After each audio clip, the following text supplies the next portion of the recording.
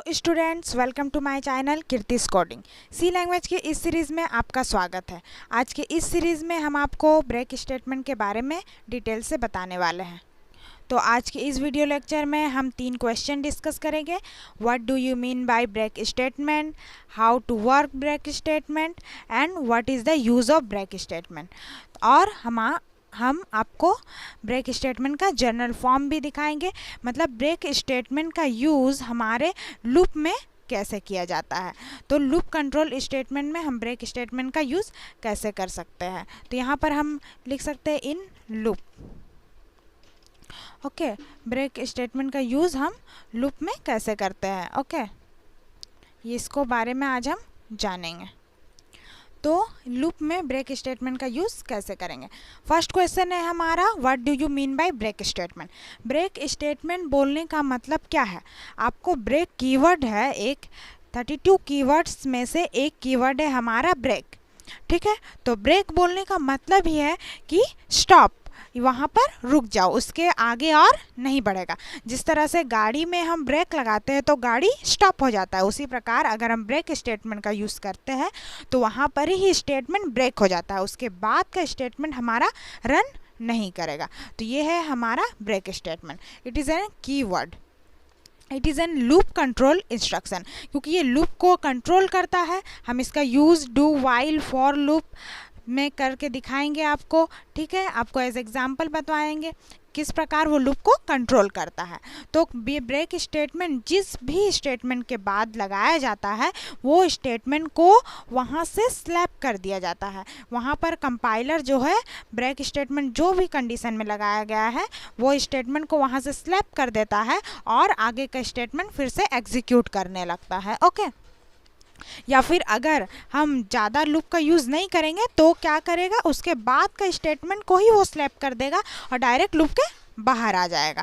ठीक है, ये भी हम करके दिखाएंगे। तो ब्रेक स्टेटमेंट वर्क कैसे करता है। When we write break after one condition और statement then the break statement help to jump out of the loop. वो डायरेक्ट लूप से जंप कर जाता है। ओके, डायरेक्ट लूप के बाहर आ जाता है। अगर वो लूप के बाहर नहीं आता है, अगर एक लूप के अंदर अगर दूसरा लूप भी मेरा इंक्लूड है, देन वो सेकंड लूप में आकर के रन करने लगता है। बट वो मेन लूप है जहाँ पर ब्रेक स्टेटमेंट का यूज़ किया गया है, वो लूप से वो जंप कर जाता है। ठीक है, स्विच केस में भी ब्रेक स्टेटमेंट का यूज़ करते हैं हम। स्विच केस को हम केस कंट्रोल लूप में हम आगे पढ़ेंगे। ओके, वहाँ पर भी ब्रेक स्टेटमेंट का यूज़ को हम देखेंगे। तो ब्रेक स्टेटमेंट कैसे वर्क करता है ये जान गए। अब यूज़ क्या है ब्रेक स्टेटमेंट का। जैसे कि कोई भी स्टेटमेंट हम लिख रहे हैं, जैसे अगर किसी भी हम स्कूल का जैसे मान लीजिए रिज़ल्ट बना रहे हैं तो हमको 1 से 20 रोल नंबर तक का रिज़ल्ट बनाना है, बट बीच में हमारा 15 रोल नंबर जो है एब्सेंट है, तो हम डायरेक्ट 15 रोल नंबर में ब्रेक स्टेटमेंट का यूज़ करेंगे ताकि हमारा 15 रोल नंबर सिर्फ स्लैप हो जाए और बाकी जितना भी 1 to 14 और 16 to 20 रोल नंबर हमारा प्रिंट हो जाए। तो ये यूज़ है ब्रेक स्टेटमेंट का कि हम कोई भी स्टेटमेंट को हटा सकते हैं। अगर मान लीजिए 1 to 20 रोल नंबर तक हमको करना है बट 14 तक लूप को चलाना है, 14 के बाद स्टूडेंट एब्सेंट है, 15, 16, 17, 18, 19, 20, तो भी हम वैसे ही लूप का यूज़ करेंगे। 15 के बाद सारा स्टेटमेंट हटाने के लिए भी हम ब्रेक स्टेटमेंट का यूज़ करेंगे। तब हम वहाँ पर काउंटर लूप यानी 2 लूप का यूज़ नहीं करेंगे, वहाँ पर एक ही लूप का यूज़ करेंगे और वही लूप में ब्रेक स्टेटमेंट लगा देंगे ताकि वो उसके बाद का स्टूडेंट का रोल नंबर मेरा हट जाए। तो ये यूज़ है ब्रेक स्टेटमेंट का कि कोई भी स्टेटमेंट को डायरेक्ट वो हटा देता है लूप से। ओके, और वो स्टेटमेंट को कंपाइल रन करने नहीं देता है। अब इसको एक बार हम कोडिंग में देख लेंगे। जैसे ये जनरल फॉर्म है, वाइल लूप हम लगाया है, फिर यहाँ इफ़ कंडीशन स्टेटमेंट लिखे या ब्रेक, यानी ये कंडीशन जब मेरा आएगा तब वो स्टेटमेंट मेरा कंपाइल रन नहीं होगा, उसका बाद का होगा, उसका पहले का स्टेटमेंट होगा। अब एक बार कोडिंग में इसको इम्प्लीमेंट करके देख लेते हैं। तो हम वही एग्जाम्पल एक ले लेते हैं। ओके, आ जाते हैं हम कोडिंग में। हम कोडिंग में आ चुके हैं, सोर्स फाइल जनरेट कर लिए हैं। अब उसके बाद हम कोडिंग स्टार्ट करते हैं हैच इंक्लूड के साथ। तो हमारा ये लूप स्टार्ट हो चुका है, मतलब हम हैच इंक्लूड के साथ स्टार्ट कर चुके हैं, इंट मैन लिख चुके हैं।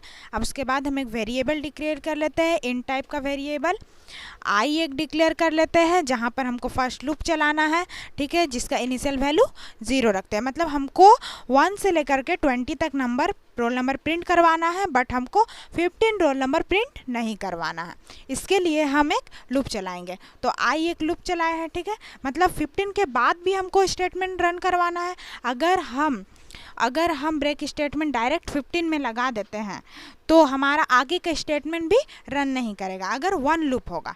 बट यहाँ पर हमको 16, 17, 18, 19, 20 रोल नंबर भी तो रन कराना है, इसीलिए हमको 2 लूप का यूज़ करना पड़ेगा। इसलिए हम एक जे वेरिएबल भी एक मान लेते हैं, जिसका इनिशियल वैल्यू हम 0 से स्टार्ट करते हैं। ओके, उसके बाद हम वाइल लूप का यूज़ करेंगे। कोई भी लूप का आप यूज़ कर सकते हैं, ये कोई मैटर नहीं करता है।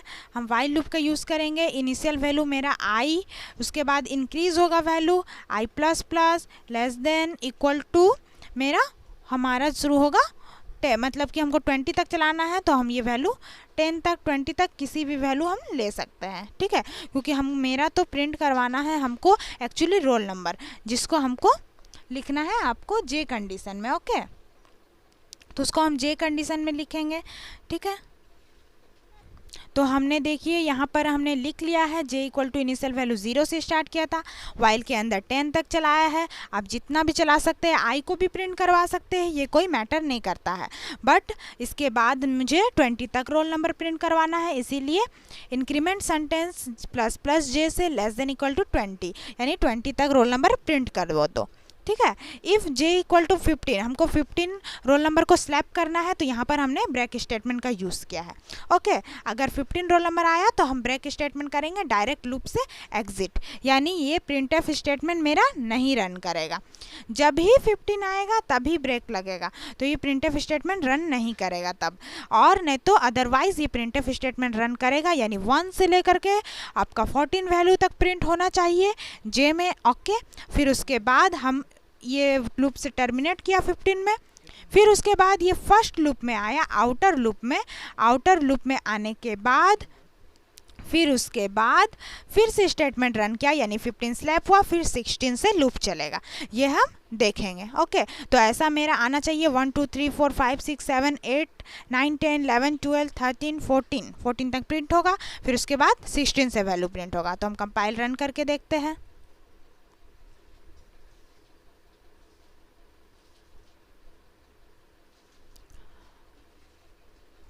तो कंपाइल रन हमारा कंपाइल होगा पहले, फिर उसके बाद तो हमने प्रोग्राम को कंपाइल और रन कराया है।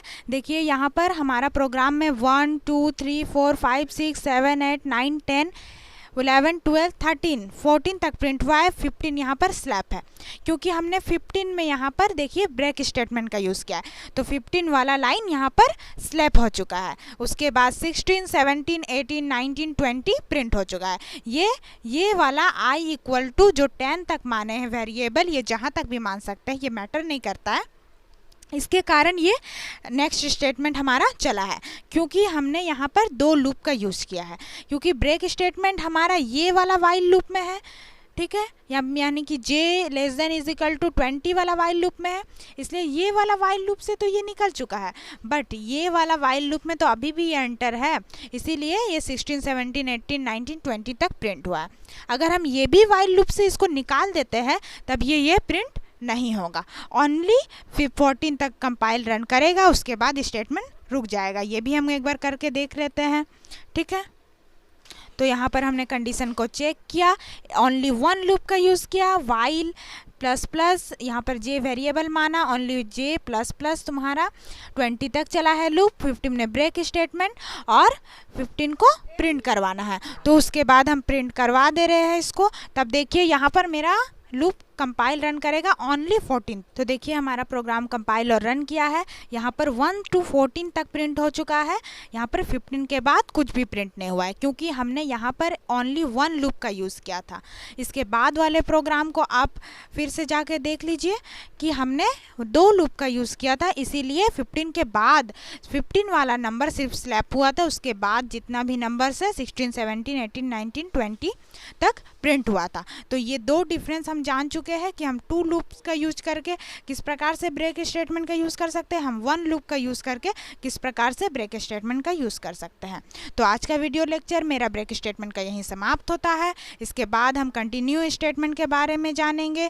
आपको कोई भी डाउट हो तो आप कमेंट जरूर कीजिए। आप चैनल को सब्सक्राइब कीजिए, बेल आइकन को क्लिक कीजिए ताकि हर नोटिफिकेशन आपको आपके मोबाइल पर मिलते रहे।